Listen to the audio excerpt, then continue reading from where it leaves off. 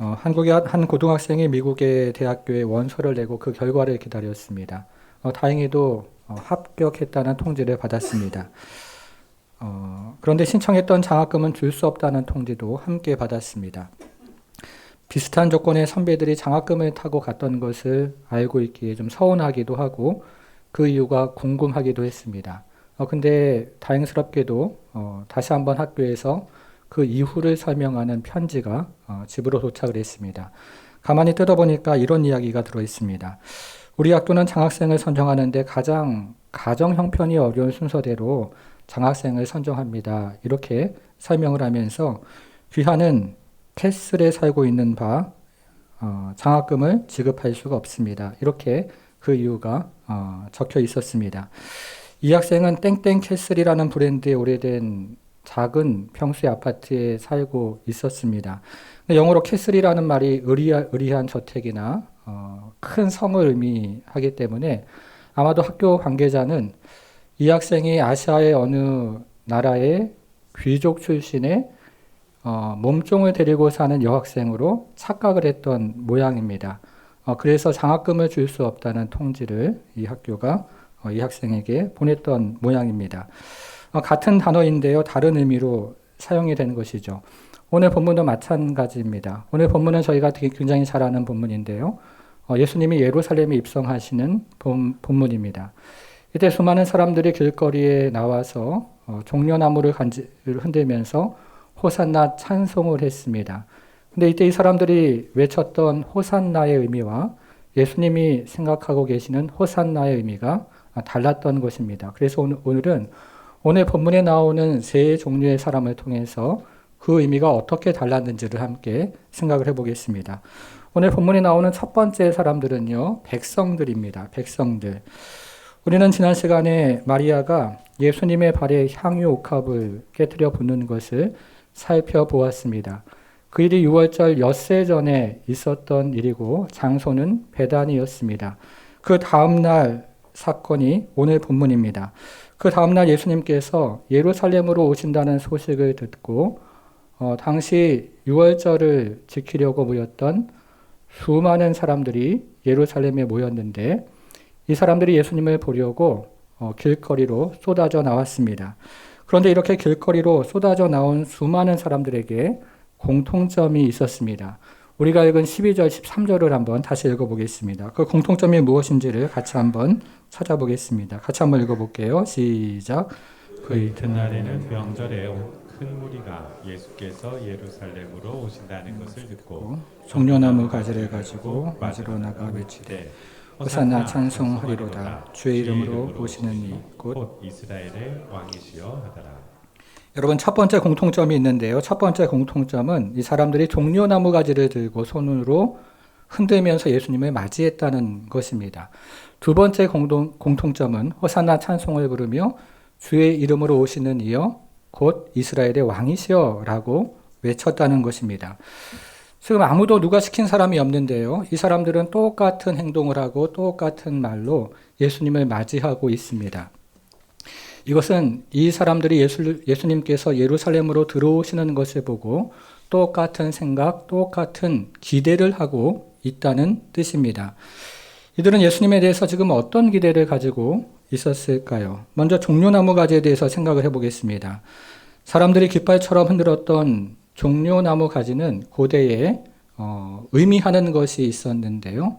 의를 상징하기도 했고 번영 그리고 기쁨 이런 의미가 그 안에 있었습니다.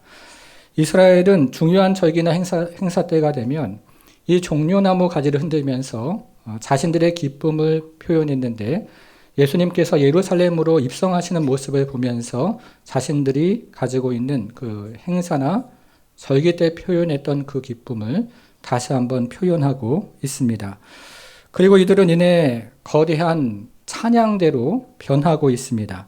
이들은 6월절 전통에 따라서 시편 118편에 나오는 호산나 찬송을 부르며 예수님을 맞이하고 있습니다. 원래 이 호산나라는 말은요, 구원하다 이런 의미를 가진 히브리 말 호시아라는 말과 지금이라는 히브리 말 나가 합쳐진 합성어입니다. 이것을 음역한, 헬라말로 음역한 것이 호산나인데요. 지금 우리를 구원하소서, 이런 의미를 가지고 있습니다. 당시 역사학자에 의하면 당시 270만 명이 넘는 유대인들이 6월절 행사에 참여하려고 국내외에서 예루살렘에 모여들었는데요. 이들 가운데 상당수의 많은 사람들이 지금 길거리로 쏟아져 나와서 종려나무 가지를 흔들고 호산나를 외치면서 예수님을 맞이하고 있었던 것입니다. 이때 예루살렘 성읍은 하나의 거대하고 웅장한 찬양대와 같은 그런 성읍이 되었습니다. 계시록 21장에 하늘에서 내려온 거룩한 성읍 예루살렘에 대한 묘사가 나오는데요. 마치 이 땅에서 보는 하늘의 성읍 예루살렘을 보는 것처럼 많은 사람들이 환호하고 그리고 주님을 찬양했던 것입니다. 여러분, 그런데 우리는 이들의 찬송 가사를 다시 한번 살펴볼 필요가 있습니다. 지금 백성들이 찬송하는 가사는 시편 128편을 가지고 와서 찬송을 하고 있는데요. 여기에는 시편 128편에 없는 구절이 가사가 하나가 있습니다. 다시 13절을 한번 보겠습니다. 13절. 종려나무 가지를 가지고 맞으러 나가 외치되 호산나 찬송하리로다 주의 이름으로 오시느니, 여기까지는 있어요. 여기까지는 있는데 그 다음 말이 없습니다. 곧 뭡니까? 이스라엘의 왕이시여, 이 말이 나오지가 않습니다. 시편에는 이스라엘의 왕이시여 라는 말이 나오지가 않습니다. 호산나 주의 이름으로 오시느니 라는 말은 분명히 나오는데 여기에다가 무리들이 이스라엘의 왕이시여 라는 말을 지금 덧붙였던 것입니다. 그런데 이들이 지금 덧붙인 문장은 시편의 의도에서 상당히 벗어나고 있습니다. 원래 시편 118편은 감사 찬송의 시편입니다. 초막절과 같은 가을 절기를 지킬 때 이 시편을 부르면서 하나님 앞에 감사를 했고, 나중에는 6월절과 같은 중요한 절기를 지킬 때마다 하나님 앞에 나아가면서 이 찬송을 부르면서 나아가는 감사 찬송의 시였던 것입니다. 그런데 지금 예수님을 맞이하는 수많은 백성들이 이스라엘의 왕이시여 라는 문구를 덧붙이면서 민족의 해방자로 예수님을 맞이하고 있습니다. 로마 제국의 압제로부터 우리를 구원해 줄 정치적이고 그리고 군사적인 메시아로 예수님을 맞이하고 있는 것입니다. 옛날 다윗 왕국의 그 영화와 번영과 그리고 그 능력을 다시 회복하는 왕으로 예수님을 그런 왕으로 맞이하고 있는 것입니다. 저희 교회 성도들 중에 1945년 광복을 경험한 분들이 계시죠. 일제 그 식민지로부터 해방이 되었을 때 정말 전국 방방 곳곳에서 사람들이 거리로 쏟아져 나와서 대한 독립 만세를 외치면서 태극기를 흔들었던 그 감격의 기억이 있습니다. 그 현장에 있었던 수많은 분들은 얼마나 가슴에 벅차 올랐겠습니까? 오늘 본문에 나오는 이 사람들의, 이 백성들의 마음이, 감정이 그와 유사했습니다. 로마로부터 자신들을 구원해줄 왕을 기대하면서 태극기 대신에 종려나무 가지를 흔들고 대한독립 만세 대신에 호산나를 외치면서 로마로부터 구원해줄 왕을 맞이하고 있는 것입니다. 예수께서 이제 우리 왕이 되셔서 로마의 압제로부터 우리를 구원해 주소서라고 외치고 있었습니다. 여러분, 그러면 예수님은요, 우리의 왕이 되어 달라는 이 백성들의 외침을 거절하십니까? 아니면 받아들이셨을까요? 거절하십니까? 아니면 받아들이셨을까요? 자, 그 다음 구절을 한번 보겠습니다. 14절 짧은데요. 같이 한번 읽어볼게요. 14절입니다. 시작. 예수는 한 어린 나귀를 보고 타시니. 여러분, 예수님이 나귀 위에 올라타시는 것은 어떤 의미를 가지고 있습니까? 이스라엘 전통에서 나귀 위에 올라타는 것은 왕으로 등극하는 것을 의미하는 것이죠.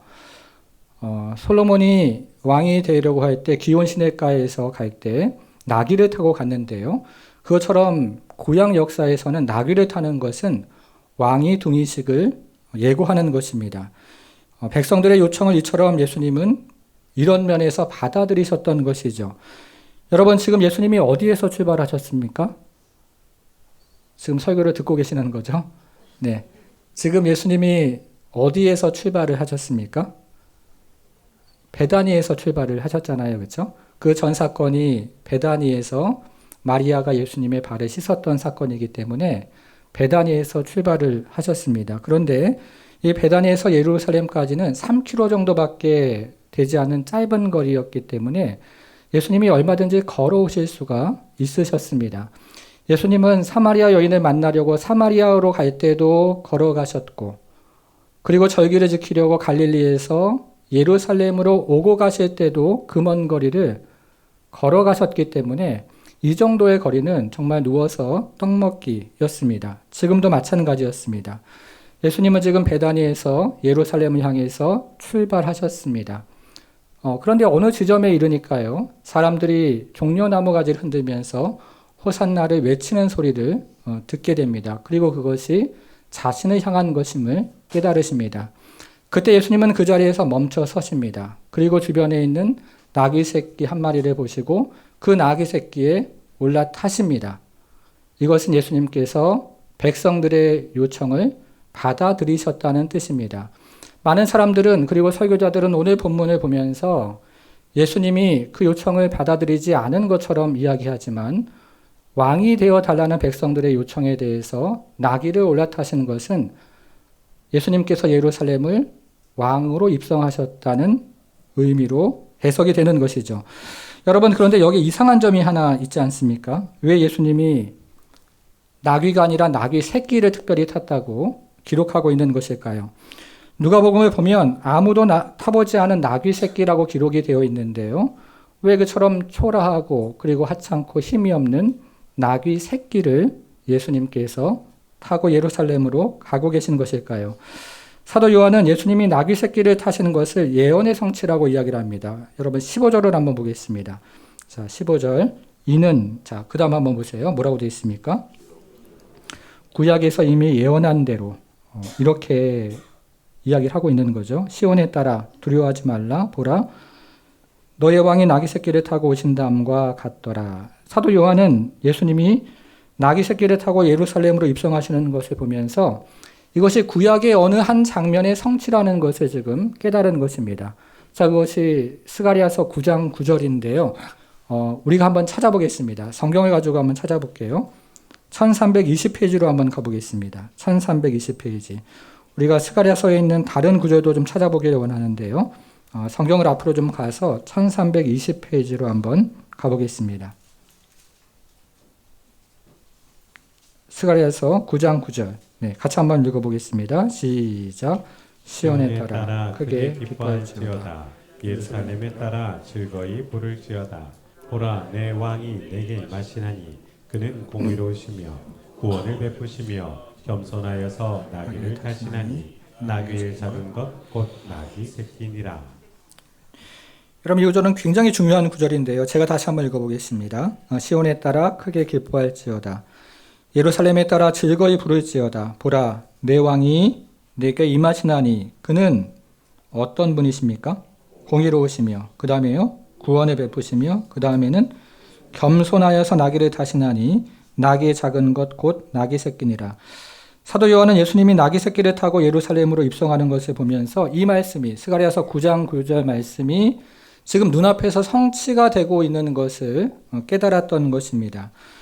여러분, 우리는 여기서 이 스가랴서 9장 9절 말씀을 조금 더 자세히 들여다볼 필요가 있습니다. 스가랴서가 예언한 메시아의 모습이 세 가지로 나타납니다. 첫째로는 공의로운 분이고요. 두 번째는 구원을 이루시는 분이고요. 그리고 세 번째는 겸손한 분이십니다. 그분은 겸손해서 나귀를 타고 오시는데 그것도 나귀의 작은 것 곧 나귀 새끼를 타고 오신다고 스가랴서는 저 멀리서 예언을 했던 것입니다.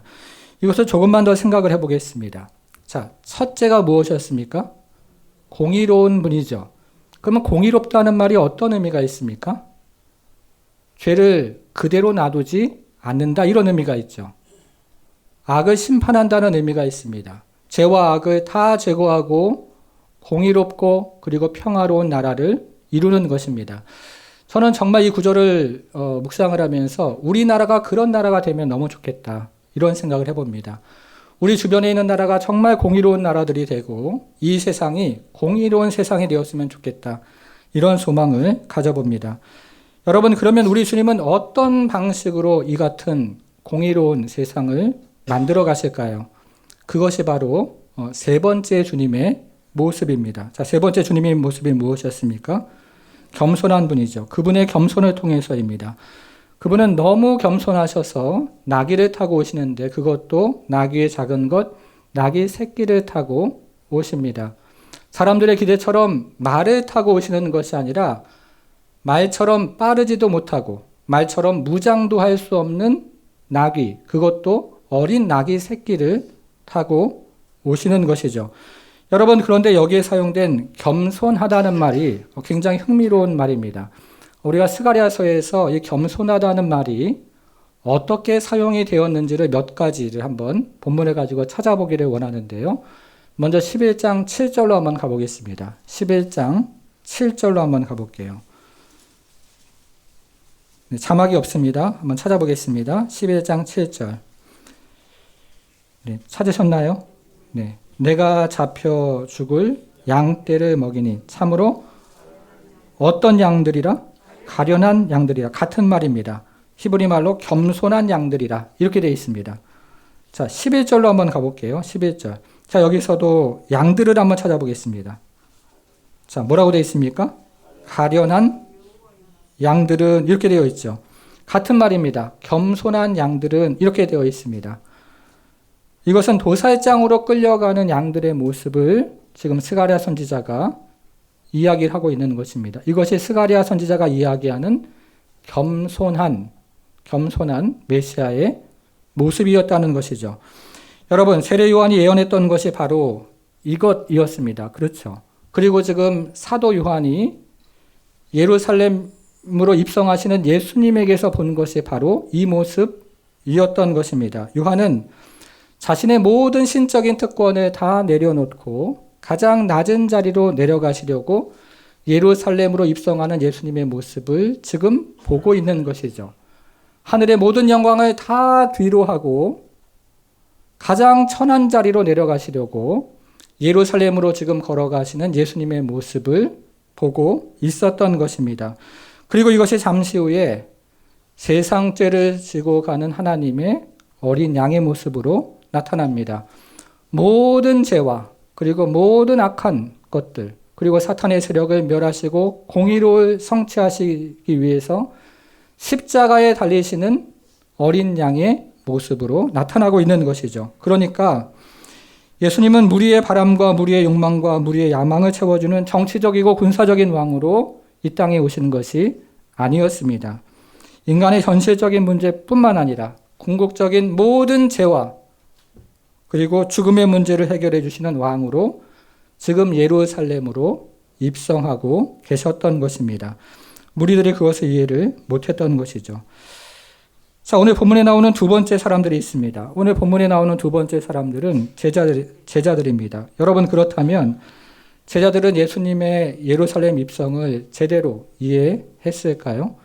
이 제자들의 모습이 16절에 나옵니다. 같이 한번 읽어보겠습니다. 자, 신약으로 다시 넘어와서요. 167페이지 요한복음 12장 16절이죠. 네, 같이 한번 읽겠습니다. 시작. 제자들은 처음에 이 일을 깨닫지 못하였다가 예수께서 영광을 얻으신 후에야 이것이 예수께 대하여 기록된 것임과 사람들이 예수께 이같이 한 것임이 생각났더라. 제가 주중에 이 말씀을 묵상하다가 병행 본문을 찾아봤더니요. 마태복음 보니까 예수님이 예루살렘으로 입성하기 전에 제자들에게 맞은편 마을로 가서 두 마리의 나귀를 끌고 오라고 말씀하십니다. 이때 제자들은 예수님의 말씀대로 묶여있는 암나귀 한 마리와 바로 그 옆에 있는 숫나귀 새끼 한 마리를 예수님께로 가지고 옵니다. 이처럼 마태는 요한과는 달리 두 마리의 나귀 새끼를 이야기하고 있는데요. 이것은 이 나귀 새끼가 너무나 어려서 어미와의 동행이 필요했다는 것을 알려주고 있는 것입니다. 예수님께서 타실 나귀 새끼는 지금까지 아무도 타본 적이 없는 너무 미숙하고 어린 나귀 새끼인지라 수많은 사람들 앞에서 예수님이 그 나귀 새끼를 탈 때 놀라서 어떻게 될 줄을 모르는 나귀였기 때문에 이 어미와의 동행이 필수적이었던 것입니다.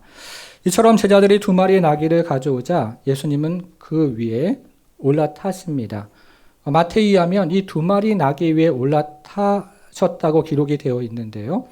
예수님은 어린 나귀의 새끼에 올라타시고 그리고 중심을 잡기 위해서 한 손으로 그 어미 나귀, 어린 나귀 새끼에 올라타시고 중심을 잡기 위해서 어미 나귀를 손으로 잡으셨을 것입니다. 이처럼 예수님이 타신 나귀 새끼는 너무 작아서 예수님이 발을 뻗으면 땅에 닿을 정도의 모습이었고, 그리고 제대로 갈 수가 없어서 어미 나귀의 동행이 필요했던 그런 미숙한 아주 작은 나귀 새끼였을 것입니다. 이것이 바로 스가랴 선지자가 이야기했던 겸손한 메시아 왕의 모습이었습니다. 그런데 제자들이 이 모습을 이해하지 못했다는 거죠. 처음에는 이것을 보면서 무리들과 같이 이 모습을 제대로 이해하지 못했다는 것입니다. 그러나 제자들은 예수님이 영광을 받으신 후에 이것을 제대로 깨달았다고 이야기합니다. 예수님의 영광이라고 하는 것은 예수님의 부활과 그리고 죽음을 의미하는 것인데요. 예수께서 죽으시고 부활하시고 성령이 임하자 그 안에 있는 성령께서 이 말씀의 의미를 제대로 해석해 주셨다는 것입니다. 그러면서 제자들은 성경의 다른 모습을 보기를 시작합니다. 자, 화면으로 시편 118편을 한번 보겠습니다. 우리가 앞에서도 시편 118편을 조금 살펴보았는데요. 22절부터 26절을 화면을 가지고 같이 한번 읽어보겠습니다. 시작. 건축자가 머린 돌이 진 모퉁이의 머릿돌이 되었나니 이는 여호와께서 행하신 것이요 우리 눈에 기이한 바로다. 이날은 여호와께서 정하신 것이라. 이날에 우리가 즐거워하고 기뻐하리로다. 여호와께 구하옵나니 이제 구원하소서. 여호와여 우리가 구하옵나니 이제 형통하게 하소서. 여호와의 이름으로 오시는 자가 복이 있으며 우리가 여호와의 집에서 너희를 축복하였도다. 자, 25절에 보니까요. 여호와여 구하옵나니 이제 구원하소서. 이게 호산나입니다. 호산나. 그리고 26절에 여호와의 이름으로 오시는 자, 우리가 함께 이 말씀도 살펴보았습니다. 근데 지금 여기서 살펴보기를 원하는 말씀은 22절인데요. 22절에 보니까 모퉁이의 머릿돌이라고 되어 있습니다. 이 모퉁이의 머릿돌은 솔로몬 성전을 지을 때를 배경으로 하고 있습니다. 이 솔로몬이 성전을 지을 때 가장 중요했던 돌이 모퉁이의 머릿돌이었습니다. 제가 어렸을 때는요, 어른들이 조그만 방이나 작은 집을 짓는 경우들이 있었습니다. 저희 부모님이 살고 있는 집이 제가 초등학교 때부터 살았던 굉장히 오래된 집인데요. 제가 어렴풋이 기억이 나는 게 시골에서 큰아버지 두 분이 올라오셔서 그 집을 증축을 할 때 방을 함께 하나를 지었던 기억이 있습니다. 그것이 굉장히 신기했던지 지금도 어렴풋이 기억이 나는데요. 방을 증축하고 새로 만들 때 가장 먼저 하는 것이 모퉁이의 머릿돌을 놓는 것입니다. 모퉁이의 머릿돌을 먼저 박은 다음에 그것을 중심으로 가로 세로로 양옆으로 벽돌을 쌓고 그 위로 또 이제 벽돌을 쌓는 것입니다. 가장 중요한 돌이 바로 모퉁이의 머릿돌이죠. 솔로몬이 성전을 지을 때도 마찬가지였습니다. 가장 중요한 돌이 이 모퉁이의 머릿돌이었습니다. 그래서 건축자들은 이 모퉁이의 머릿돌을 고르기 위해서 수많은 돌들을 버립니다. 흠이 난 돌 버리는 거죠. 찌그러진 돌 버리는 겁니다. 너무 크거나 너무 작은 돌 버리는 거죠. 이 모퉁이의 머릿돌을 찾기 위해서 그 수많은 돌을 앞에 있는 돌을 전부 다 버리는 것입니다. 그런데 이 이야기가 예수님의 이야기가 됩니다. 종교 지도자들이 예수님을 버립니다. 정치 지도자들도 예수님을 버립니다. 지금 호산나 찬송을 하는 무리들도 잠시 후에 예수님을 버립니다. 여러분 왜 그렇습니까? 자신들의 기대에 부응하는 왕이 아니었기 때문에 그런 거죠. 자신들의 욕망에 맞는 왕이 아니었습니다. 자신들의 야망에 맞는 왕이 아니었던 것이죠. 그래서 지금 종려나무 가지를 흔들면서 호산나 찬송을 했던 그 수많은 무리들이 5일 후면 빌라도를 찾아가서 예수를 십자가에 못 박으소서라고 외치면서 예수님을 버립니다. 고난주간에 예수님은 건축자들로부터 버린 돌이 된 것입니다. 여러분, 그러나 부활주일에 예수님은 모퉁이의 머릿돌이 되십니다. 고난주간의 건축자의 버린 돌이 되었지만 부활절이 되자 예수님은 거룩한 성전의 머릿돌이 되시는 것입니다. 제자들이 처음에 이것을 이해하지 못했다는 거죠. 성령을 받은 후에 이것을 깨달았다는 것입니다. 자, 오늘 본문에 나오는 세 번째 사람들이 있습니다. 오늘 본문에 나오는 세 번째 사람들은요, 바리새인들입니다. 요한복음 12장 19절 마지막 구절인데요. 여기 바리새인들의 반응이 나옵니다. 같이 한번 읽어볼게요. 시작. 바리새인들이 서로 말하되 볼지어다 너희 하는 일이 쓸데없다. 보라 온 세상이 그를 따르는도다 하니라. 제가 미국에서 공부를 할 때 유학생 수련회가 있었습니다. 코스타라고 하는데요. 저도 이 코스타에 한번 참석을 해본 적이 있었습니다. 근데 이 코스타 수련회가 제가 참석을 할 때 시카고에 있는 위튼 칼리지에서 열렸는데요. 이 위튼 칼리지 안에 빌리그리암 센터가 있습니다. 빌리그리암 목사님이 전 세계를 돌아다니면서 집회를 했던 그 사진이 있는데요. 그리고 그 옆에 몇 명이 모였는지 기록이 되어 있습니다. 근데 제가 기억하기로 그 복도를 다 돌아보면서 가장 많이 모였던 적이 언제였냐면 1973년에 한국의 여의도 광장에서 부흥성회를 할 때 가장 많은 사람이 모였는데 그때 모였던 인원이 100만 명이었습니다. 여러분 별로 안 놀라시는데요. 어마어마한 사람들이 그때 부흥성회 때 함께 하나님을 예배를 했습니다. 그런데 오늘 본문에는 그보다 더 많은 사람들이 모였다는 거죠. 정말 끝이 보이지 않는 사람들이 거리에 나와서 그 종려나무 가지를 흔들면서 호산나 찬송을 하면서 우리 주님을 방으로 맞이했던 것입니다. 이것을 보았던 바리새인들이 절망을 하는 것이죠.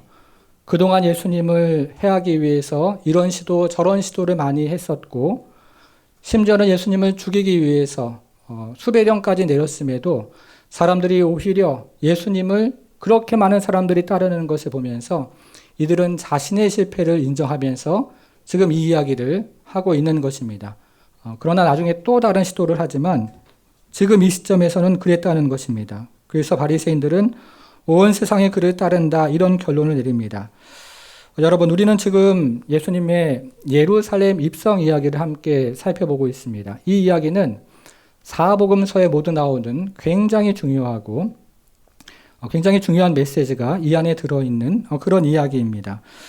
그러면 우리는 이 본문을 통해서 어떤 메시지를 경험하고 또 어떻게 적용할 수 있을까요? 제가 지금까지 살아오면서 기억에 남는 예배가 몇 가지가 있습니다. 어떤 예배는 굉장히 작은 예배였고 어떤 예배는 굉장히 큰 예배였는데요. 작은 한 20, 30명이 모이는 예배에서 성령의 정말 강한 역사를 경험했던 예배가 기억이 나기도 하고 수많은 사람들이 모여서 하나님을 찬양했던 예배가 또 기억이 나기도 합니다. 그 중에서 제가 가장 기억이 남는 예배 중에 하나는 전 세계에 사역하고 있는 선교사들과 그리고 젊은 청년들이 모여서 함께 하나님을 찬양했던 어바나 선교 수련회가 기억이 나는데요. 정말 지금도 기억을 하면 가슴이 뜨거워지고 웅장해지는 정말 놀라운 예배였습니다. 마치 요한계시록 7장에 나오는 그 천상의 예배처럼 온 민족과 방언과 언어가 다른 사람들이 모여서 하나님을 목청껏 찬양을 했던 그런 장엄한 예배였습니다. 그런데 제가 드렸던 그 예배와 비교할 수 없을 정도로 수많은 사람들이 모여서 주님을 찬양했던 예배가 바로 오늘 본문에 나오는 예배죠. 제가 알기로는 이 성경과 역사를 통해서 가장 많은 사람들이 주님을 찬양했던 가장 큰 예배가 바로 오늘 본문에 나오는 예배입니다. 여러분, 그러면 여기서 우리는 한 가지 질문을 하게 되는데요. 우리 주님은 이 예배를 기쁘게 받으셨을까요? 우리 주님이 받으시는 예배는 어떤 예배일까요? 우리가 지금 살펴보는 요한복음 12장에는 두 개의 설교와 그리고 두 가지 사건이 나옵니다. 여러분 간제 안에 그 요한복음 12장을 요약한 종이가 하나 있는데요. 같이 한번 좀 확인을 해보겠습니다. 여기에는 두 가지 사건과 두 가지 설교가 나오는데요. 첫 번째 사건은 예수님이 베다니에 있을 때 마리아가 예수님에게 향유를 부은 사건입니다. 두 번째 사건은 예수님께서 예루살렘에 입성하는 오늘 본문이죠. 그런 다음에 이어서 두 가지 설교가 이어집니다. 첫 번째 설교는 영광의 신학 설교이고요. 두 번째 설교는 불신앙의 신학 설교입니다. 그런데 이것이 어떻게 연결이 되어 있냐면 첫 번째 사건과 첫 번째 설교, 두 번째 사건과 두 번째 설교가 서로 연결이 되어 있습니다. 여러분, 그렇다면 영광의 신학 설교는 누구를 대상으로, 누구에게 해당하는 설교일까요? 베다니의 마리아에게 해당하는 설교가 되겠죠. 그러면 불신앙의 신학 설교는 누구에게 해당하는 설교일까요? 예루살렘의 무리들에게 해당하는 설교가 됩니다. 자, 이해하십니까? 네. 오늘 본문을 시작하는 12장 12절을 가지고 한번 확인을 해보겠습니다. 12장 12절. 오늘 본문을 시작하는 12장 12절을 가지고 확인을 해보겠습니다. 같이 한번 읽어볼게요. 시작. 그 이튿날에는 명절에 온 큰 무리가 예수께서 예루살렘으로 오신다는 것을 듣고. 자, 이렇게 시작하는데 날짜가 나오죠. 자, 날짜가 어떻게 나옵니까? 이튿날이라고 나옵니다. 그렇죠? 이튿날은 마리아가 예수님의 발에 향유 옥합을 부은 다음 날을 의미합니다. 예수님의 십자가 죽음을 5일 앞두었다는 정보이기도 합니다. 그런데 요한복음에서 날짜는 굉장히 중요한데요. 단지 시간의 순서를 우리에게 알려주는 정보가 아니고 앞에 있는 사건과 뒤에 있는 사건을 연결해주는, 연관성을 보여주는 그런 중요한 지시를 해주는 것이 요한복음에 나오는 날짜입니다. 자, 그러면 앞에 있는 사건과 뒤에 있는 사건이 있는데요. 앞에 있는 사건은 마리아의 사건이고 뒤에 있는 사건은 예수님께서 예루살렘에 입성한 사건인데 이 두 가지 사건은 어떻게 연결이 되어 있을까요? 이 두 가지 사건은요, 굉장히 중요한 주제로 연결이 되어 있는데 그것은 예수님의 죽음과 제자도라는 주제를 가지고 연결이 되어 있습니다. 수많은 사람들이 모여서 주님을 찬양하고 있는데 오늘 본문을 보니까 이 수많은 사람들 가운데 진정한 제자도가 없더라 하는 것입니다. 수많은 사람들이 호산나를 외치며 주님을 찬송하고 있는데 주님의 죽으심을 깨달으면서 자기 십자가를 지고 예수님을 따라가는 사람들이 보이지 않더라 하는 것입니다. 수많은 사람들이 종려나무 가지를 흔들며 호산나를 외치고 있는데 그 중에 마리아처럼 정말 자신의 향유옥합을 깨뜨려서 값비싼 제자도를 지불하는 사람이 아무도 보이지 않더라 하는 것을 우리에게 보여주고 있는 것입니다. 여러분, 이처럼 수많은 무리들이 어떻게 여기 모이는 것일까요? 그리고 이들은 왜 여기 모여 있는 것일까요? 17절, 18절에 보면 예수께서 나사로를 살리실 때 그 현장에 있었던 사람들이 있었습니다. 이 사람들이 그것을 보고 주변 사람들에게 증언을 하기 시작했습니다. 그러자 이 소문이 불길처럼 퍼져나갔고 예루살렘에 모였던 수많은 사람들이 이 소식을 듣고 거리로 쏟아져 나온 것이죠.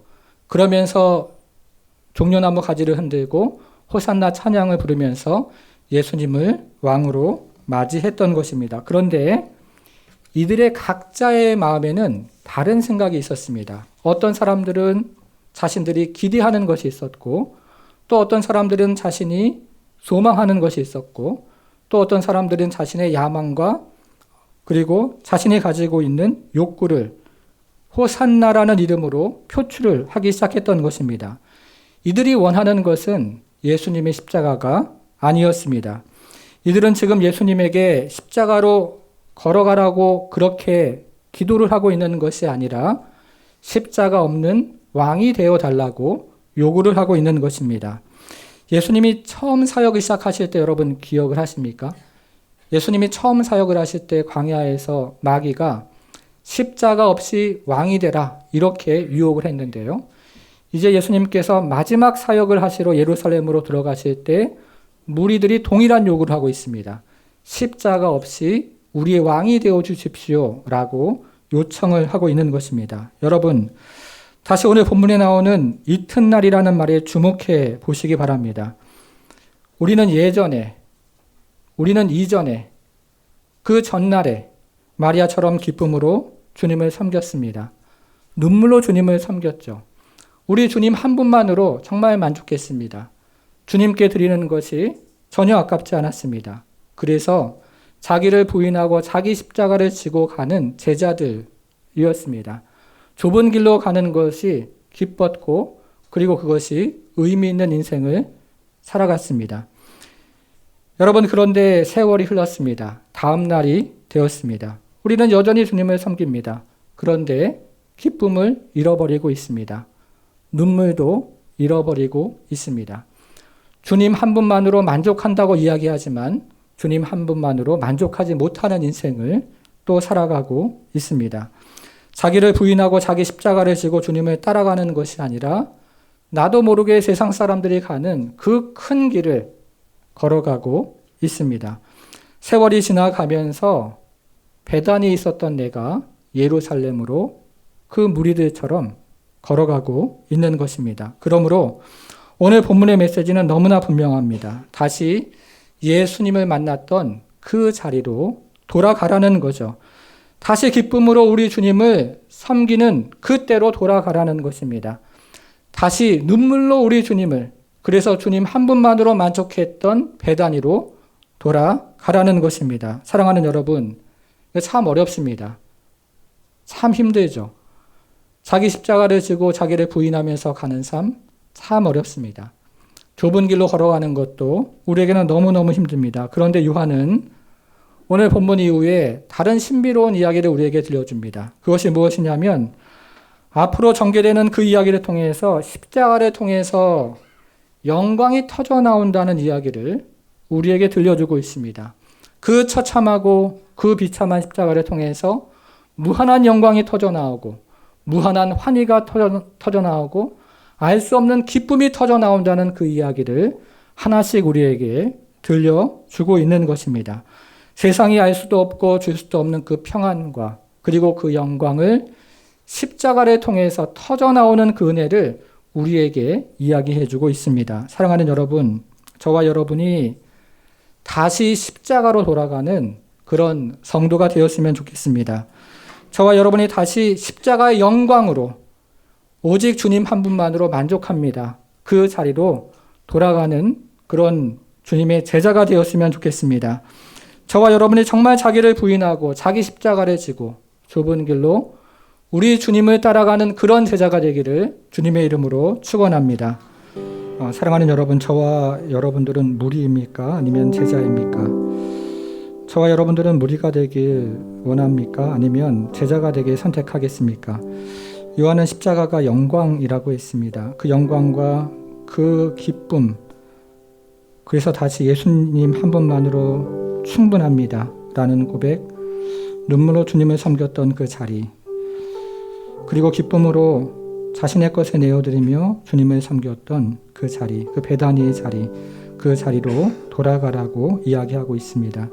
우리가 오늘 본문 말씀을 기억하면서 다시 한번 베다니에서 주님을 섬겼던 그 자리로 돌아가기를 원한다고, 그리고 그것이 또 다른 영혼을 섬기는 제자의 자리로 돌아가기를 원한다고 새생명주의를 위해서도 함께 기도하기를 원합니다. 함께 기도하겠습니다.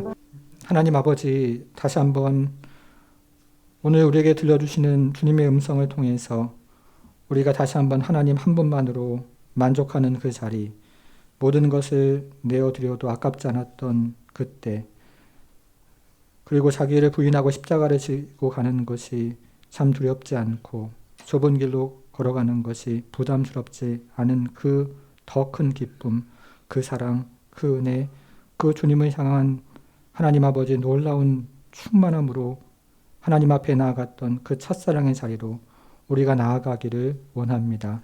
주님께서 이곳에 있는 사랑하는 모든 성도들이 참으로 그리스도 예수 안에 있는 그 기쁨과 그 은혜와 그 눈물을 우리가 다시 한번 회복할 수 있도록 주님 도와주시고, 하나님 아버지, 그래서 베다니에서 마리아가 눈물과 기쁨으로 주님을 섬겼던 것처럼 우리도 이 한 주 우리 주님을 기쁨으로 섬기는 한 주가 될 수 있도록 우리 하나님 함께해 주옵소서.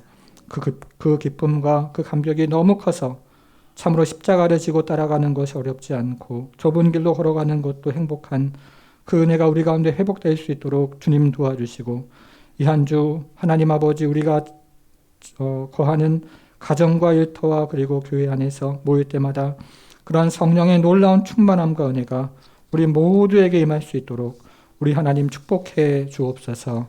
이제는 우리 주 예수 그리스도의 은혜와 하나님의 크신 사랑과 성령의 감화 감동 충만케 하심이 자기를 부인하고 자기 십자가를 지고 가는 모든 예수 그리스도의 제자들 머리 위에 이제부터 영원토록 함께 하실지어다. 아멘.